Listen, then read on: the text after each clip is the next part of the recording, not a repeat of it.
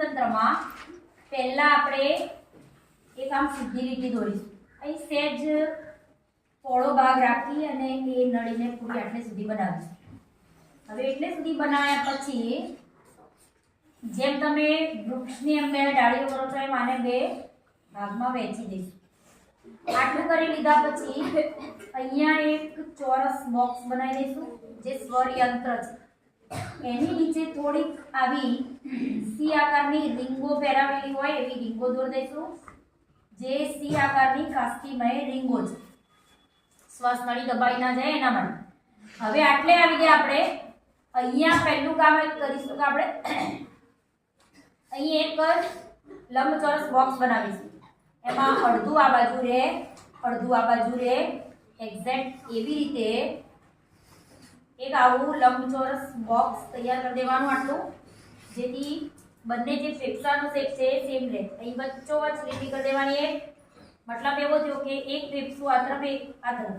Exact લીટી જે રહી ત્યાંથી જ્યાંથી આ બાજુ શરૂ કરીશું એ જ જગ્યાએ આ બાજુથી શરૂ કરીશું અને આને આ બાજુ લઈ જઈ એક વખત, બે, ત્રણ, ચાર, લગભગ છેક નીચે આવા આવે એટલે એને પૂરું કરી દઈશું. આટલે પૂરું કરીશું. એક્ઝેક્ટ એ જ સ્ટેપ બીજી બાજુ પણ આના લેવલમાં એવું લાગે તો ટીક કરી લેવાની. આની લેવલમાં ટીક કરી લેવાનું એટલે તમને ખબર પડે કે આપણે આટલા જ કરવાના.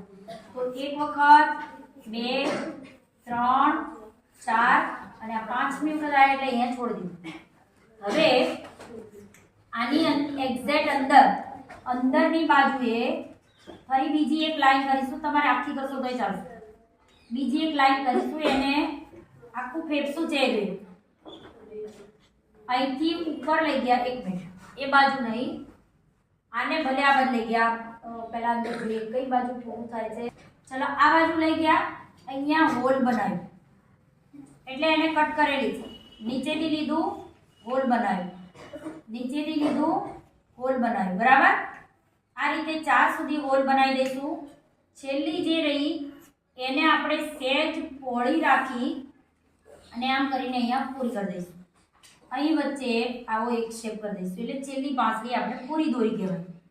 સેમ આ તરફ બીજી જે લીટી તમે લીધી અંદરની તરફ આવી એટલે એ લીટીને છેક અહીં લઈ જઈ અને બીજી લીટી સાથે મેળવી દઈશું. નીચેથી એક લીટી આવી છેક અહીં સુધી લઈ જઈશું ને નીચેની જે લીટી છે એની સાથે મેળવી દઈશું. દરેક વખતે નીચેથી લઈશું.